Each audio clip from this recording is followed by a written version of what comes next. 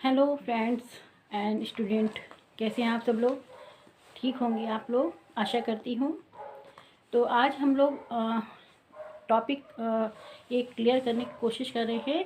आधुनिकता और पश्चिम समाजशास्त्र का प्रादुर्भाव, है ना। पश्चिम आधुनिक और पश्चिम में समाजशास्त्र का प्रादुर्भाव कैसे हुआ था, उसके बारे में आज हम लोग यहाँ पर बात करेंगे। तो यूरोप की जो सभ्यता थी, सभ्यताओं में ग्रीक और रोमन दार्शनिक चिंतन से प्रभावित रही है ना। जो यूरोप की सभ्यता थी वो ग्रीक और रोमन दार्शनिक चिंतन से प्रभावित रही है। प्लेटो ने ईसा से लगभग 4000 वर्ष पहले आदर्श समाज की स्थापना की और इस संबंध में प्लेटो की रिपब्लिक पुस्तक महत्वपूर्ण है। जो उनकी ये बुक थी, इसमें उन्होंने आदर्श समाज के बारे में लिखा हुआ है।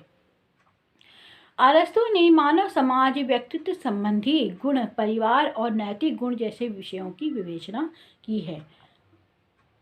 अरस्तु ने पॉलिटिक्स में राज्य समाज का वर्णन किया है। ये अरस्तु की बुक का नाम है, पॉलिटिक्स।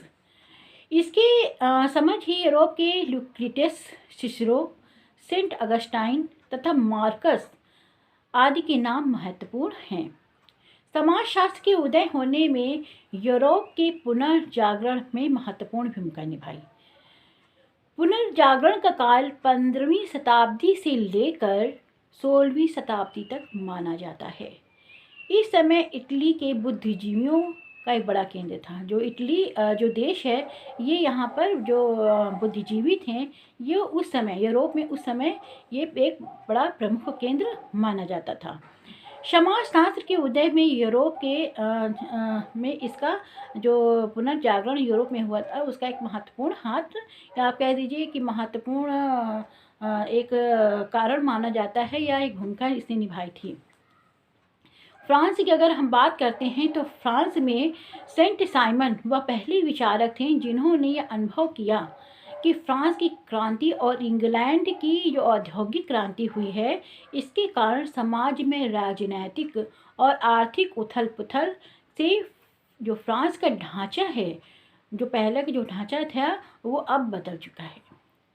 इसके अध्ययन के लिए एक नया सामाजिक विज्ञान होना आवश्यक है। उन्होंने कहा कि जैसे ये इंग्लैंड की क्रांति हुई है, औद्योगिक क्रांति इंग्लैंड की, और फ्रांस की जो क्रांति हुई है, उसके कारण जो वहाँ का अर्थव्यवस्था थी या सामाजिक व्यवस्था थी, उन सबका जो ढांचा था वो चेंज हो रहा है।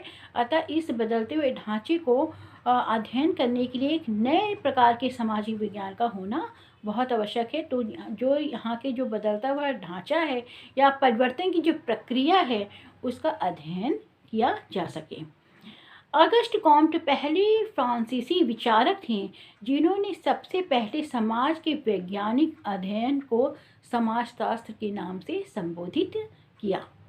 ऑगस्ट कॉम्टे ने पहले इसका नाम सामाजिक भौतिक शास्त्र, ठीक है, सामाजिक भौतिक रखा था, लेकिन बाद में इसे समाजशास्त्र का नाम दिया गया, क्योंकि हमारे एक विद्वान थे क्वेटलेट, बौद्धिक विद्वान थे क्वेटलेट, उनके द्वारा ये शब्द का पहले यूज़ कर लिया गया था। तो बाद में अगस्ट कॉम्ट ने इसको नाम चेंज किया समाजशास्त्र का, और सामाजिक भौतिक का परिवर्तन करके इसको नाम दिया समाजशास्त्र का। दरखाइम ने समाजशास्त्रीय सिद्धांतों के विकास में उन्हें एक प्रमुख आधार के रूप में स्वीकार किया जाने लगा, है ना। जो समाजशास्त्री थे दरखाइम थे, इनको एक महत्वपूर्ण स्तंभ माना जाता है समाजशास्त्र में। जर्मनी की अगर हम बात करें तो जर्मनी में मार्क्स ने और हीगल के द्वंद्ववाद तथा आदर्शवाद ने दर्शन को प्रभावित किया था। ब्रिटिश में कौन थे? ब्रिटिश में एडम स्मिथ, हर्बर्ट स्पेंसर का नाम प्रमुख है, जिन्होंने समाजशास्त्र में प्रमुख भूमिका निभाई थी। इटली में की अगर बात करें समाजशास्त्र के उदय में, तो परेटो और मोस्का का नाम विशेष रूप से दिया जाता है। मोस्का भी परेटो के साथ मोस्का भी ने भी इसका महत्वपूर्ण योगदान इसमें दिया था, ठीक है। इसके बाद हम लोग सामाजिक, आर्थिक और राजनीतिक कारक की अगर हम बात करें, तो सामाजिक कारक की बात करते हैं पहले हम लोग। तो यहाँ पर यूरोप में सामाजिक व्यवस्था में राजतंत्र जो हावी था पहले फ्रांस में, तो पादरी वर्ग धर्म की आड़ में जनता का पूरी तरह से शोषण हो रहा था।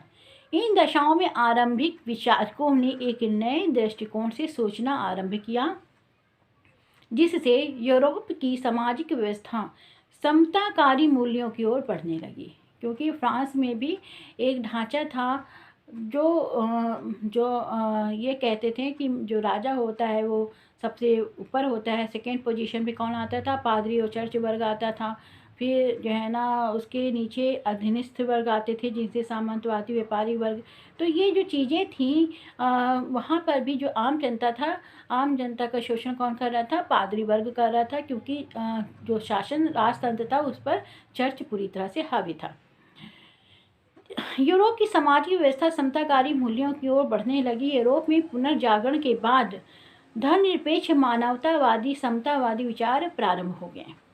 औद्योगिक क्रांति के फलस्वरूप लोग गांवों से आकर नगरों में बसने लगे, जिससे नगरीकरण में वृद्धि हुई। राज्य सत्ता की तुलना में व्यक्तिगत स्वतंत्रता को महत्व दिया जाने लगा और इसका आरंभ इटली और फ्रांस में हुआ। श्रमिक असंतोष के सबसे पहले मार्क्स और एंगल्स ने अपने विचार व्यक्त करते हुए कहा कि पूंजीवादी व्यवस्था को बदलने की ज़रूरत है, जिससे श्रमिकों की दशाओं में वृद्धि हो सके। फ्रांस और इंग्लैंड की क्रांति से पूर्व जहां दो ही वर्ग थे, कौन से वर्ग थे, बड़े सामंतवादी व्यापारी वर्ग और सेकेंड था किसान वर्ग। क्रांति के बाद एक नए वर्ग का उदय हुआ, जिसे मध्यम वर्ग के नाम से जाना जाता है। अगर राजनीतिक कारक की हम बात करते हैं तो 17वीं और 19वीं शताब्दी में हुई क्रांति के फलस्वरूप सामाजिक परिवर्तन हुए। विचारकों का मत था कि अब पीछे लौटना संभव नहीं है। एक कड़ी में समाजशास्त्र के आरंभिक विचारकों में कॉन्ट एवं दर्कहाइम ने अपने विचार प्रस्तुत किए, क्योंकि क्रांति के फलस्वरूप इन देशों में राजनीतिक अस्थिरता की स्थिति उत्पन्न हो गई थी और राजतंत्र समाप्त हो रहा था। विचारकों का मत था कि समाज राज्य के आधुनिकीकरण के पक्ष में सुझाव दिया जाए, क्योंकि राजतंत्र उस समय अब समाप्ति पे था। बताया ना, फ्रांस के जब क्रांति हुई थी उस समय की बात हो रही है। इंग्लैंड और पुर्तगाल ने यूरोप से बाहर निकलकर अनेक उपनिवेश स्थापित कर लिए थे। उपनिवेश का मतलब आप समझ रहे हैं ना, है ना। उपनिवेश जो ये लोग अपने व्यापार के लिए जो दूसरे देश थे वहाँ पर ये लोग जाते थे और वहाँ पर अपना जो कॉलोनी है वो स्थापित करते थे और वहाँ पर रहकर वहाँ से जो कच्चा माल था वो अपने यहाँ भेजते थे और वहाँ से जो बना बनाया माल था वहाँ के बाज़ारों में बेचते थे जाकर। तो इस तरह की जो छोटे छोटे उपनिवेश थे वह स्थापित किए। जैसे भारत में इंग्लैंड उपनिवेश था, इंग्लैंड का उपनिवेश था ना भारत, ऐसे ही जो यूरोप पुर्तगाल थे ने कई देशों को अपना उपनिवेश बनाया हुआ था। अतः यूरोप की नई सामाजिक संरचना को व्यवस्थित और संतुलित बनाने के लिए समाज शास्त्रीय सिद्धांतों को विकास की प्रक्रिया आरंभ की गई।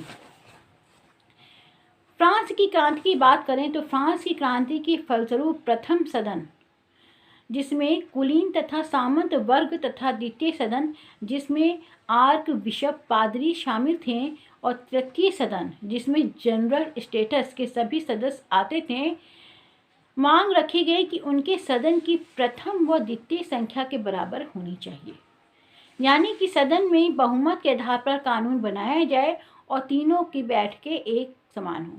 पहले किसको महत्व दिया जाता था, जो सामंत और कुलीन वर्ग था और आर्क बिशप और या पादरी वर्ग को कुछ ज़्यादा महत्व दिया जाता था।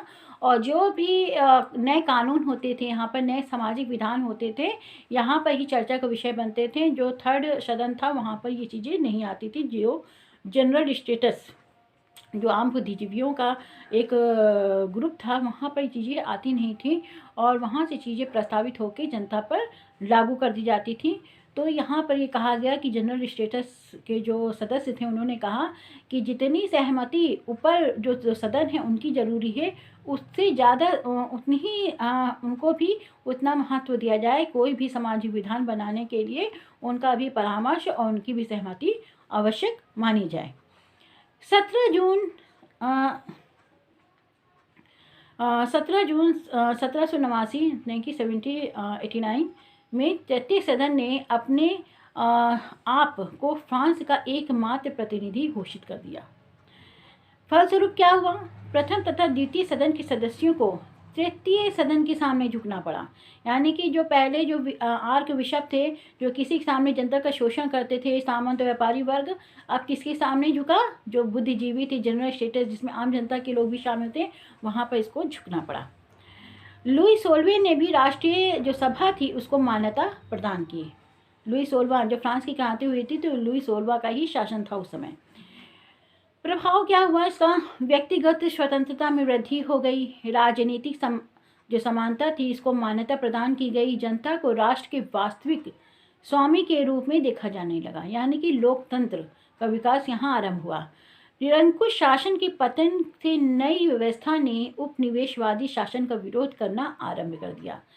और जो ये लोग बाहर कुछ देशों में अपना अधिकार जमा लेते थे और वहाँ की जनता का शोषण करके और काम करते थे, जब जनरल स्टेटस ने अपने आप को राष्ट्रीय सभा घोषित कर दिया, उसको मान्यता भी प्रदान की गई, तो उसने इस तरह की जो उपनिवेशवादी नीति थी इसका इसने कड़ा विरोध किया कि किसी भी देश में आप जबरदस्ती शासन नहीं कर सकते हैं।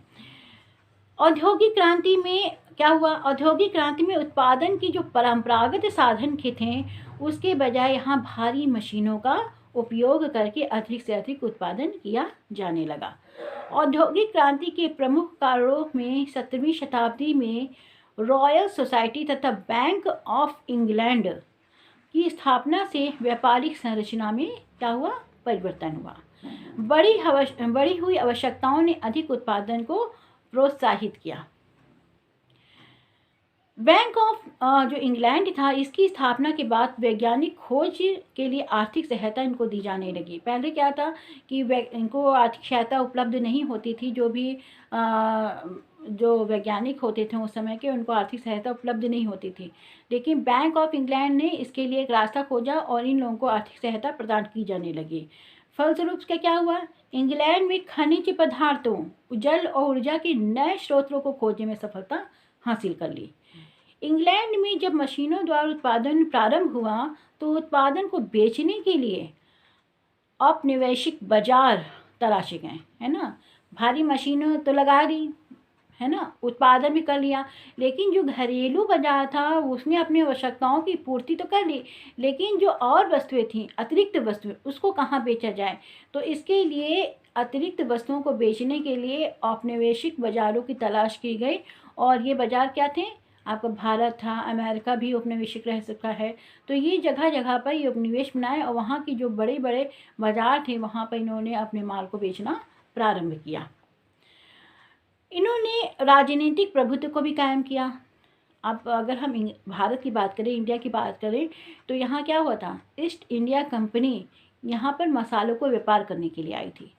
फिर क्या हुआ, धीरे धीरे उसने अपना प्रभुत्व स्थापित किया, धीरे धीरे राजाओं से दोस्ती करी और अपनी एक सेना स्थापित करी। उसके बाद धीरे धीरे राज्यों पे कब्जा करना आरंभ किया। और फिर क्या था कि पूरे भारत में क्या हुआ, पूरा भारत इंग्लैंड का उपनिवेशिक शासन क्षेत्र बन गया, सामाजिक रूप से भी और पॉलिटिक्स से भी, है ना। राजनीतिक जो संरक्षण था वो भी इसको दिया गया।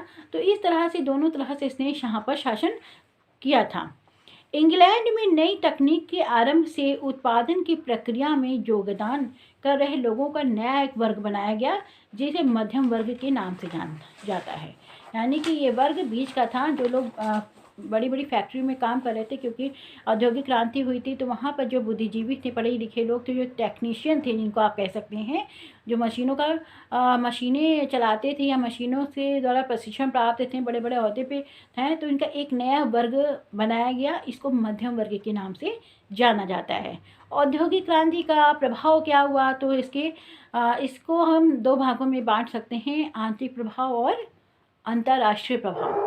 पहले हम लोग देख लेते हैं अंतर्राष्ट्रीय। आंतरिक प्रभाव में आंतरिक प्रभाव में इंग्लैंड के, है ना, इंग्लैंड में क्या उसका हुआ, चीज़ें क्या चेंज हुई, और या यूरोप के अंदर क्या चीज़ें चेंज हुई, इसका हम लोग बात कर रहे हैं। इंग्लैंड के आर्थिक ढांचे में शीघ्र परिवर्तन हुआ, नगरीकरण तथा नए मध्यम वर्ग का उदय हुआ। औद्योगिकरण हुआ था तो मजदूर कहाँ आके काम करेंगे, गांव से निकलकर ये लोग जहाँ कंपनी स्थापित हो रही थी वहाँ पे आके काम किया, तो एक वहाँ नगर बस गया और आप इसे कहते हैं ये नगरीकरण यहाँ आरंभ हुआ और नए मध्यम वर्ग का उदय हो गया। आवश्यकताओं की चीज़ें सस्ती मिलने लगी, नई संस्कृति का विकास प्रारंभ हुआ और जिसे एक नई प्रकार की संस्कृति का विकास आरंभ हुआ जिसे हम उपभोक्ता संस्कृति के नाम से भी कह सकते हैं या जान सकते हैं। परिवार, वैवाहिक संबंधों, धार्मिक विश्वासों तथा शिक्षा में भी परिवर्तन दिखाई देने लगा। अंतर्राष्ट्रीय प्रभाव की अगर हम बात करें तो अंतर्राष्ट्रीय प्रभाव में दूसरे देशों ने भी नए आविष्कार करके अपना आर्थिक विकास प्रारंभ किया। कुछ देशों ने इंग्लैंड की तरह ही नए उपनिवेश खोजना आरंभ किया, जिसमें फ्रांस था, पुर्तगाल था, है ना। ये दो प्रमुख स्टेट ऐसे थे जहाँ पर इन्होंने ये इंग्लैंड के ही तरह ही इन्होंने भी उपनिवेश स्थान खोजना आरंभ किया था, जिससे माल को आसानी से खपाया जा सके यानी कि बेचा जा सके। वहाँ पर यूरोप में हस्तकला, कुटीर उद्योग धंधे समाप्त हो गए क्योंकि बड़ी बड़ी मशीनें स्थापित हो गई थी, तो जो कुटीर और जो छोटे छोटे उद्योग थे, लघु उद्योग धंधे थे, वो पूरी तरह से नष्ट हो चुके थे। श्रमिकों की शक्ति में राजनीतिक असंतुलन उत्पन्न हो गया था। अतः 1832 में इंग्लैंड ने सुधार एक्ट पारित करके संसद की सीटों पर श्रमिकों को काफ़ी प्रतिनिधित्व प्रदान किया गया। पहले जो यहाँ पर आप कह सकते हैं यहाँ पर पूरी तरह से तख्ता पलट हो गया था। अब क्या था, श्रमिकों की जब शक्ति में इजाफा हुआ तो उन्होंने संसद में बहुत बड़ी जीत हासिल करी और शासन की जो सत्ता थी वो किसके अंडर में आ गई, श्रमिकों के अंडर में आ गई। औद्योगिकरण के फलस्वरूप प्रदूषण में वृद्धि के साथ साथ नगरों का पुनः निर्माण आवश्यक हो गया, क्योंकि मशीनें चलती थी तो प्रदूषण तो होना स्वाभाविक ही था। तो प्रदूषण के कारण जो वृद्धि हुई, नगरों का जो नगरीकरण आरंभ हुआ, तो एक नगरों का एक नया ढांचा, एक नया पुनर्निर्माण आरंभ करना यहाँ पर ज़रूरी हो गया, आवश्यक माना जाने लगा। तो आज हम लोग इसके यहीं तक रखते हैं क्योंकि वीडियो बहुत लंबा हो जाएगा आपका, तो हम लोग बस आज यहीं तक रखते हैं और कल हम लोग पढ़ेंगे बौद्धिक स्रोत क्या थे, इसके बौद्धिक स्रोत क्या थे, तो कल हम लोग इसके बारे में पढ़ेंगे। आज कहीं रखते हैं, तो आप इस वीडियो को लाइक और शेयर कर दीजिएगा और आप सभी लोग इसको सब्सक्राइब कर लीजिएगा। और जिन स्टूडेंट ने और जिन लोगों ने, जिन फ्रेंड्स ने हमारे इस वीडियो को शेयर किया है, लाइक किया है, सब्सक्राइब किया है, उनको धन्यवाद देती हूँ मैं दिल से।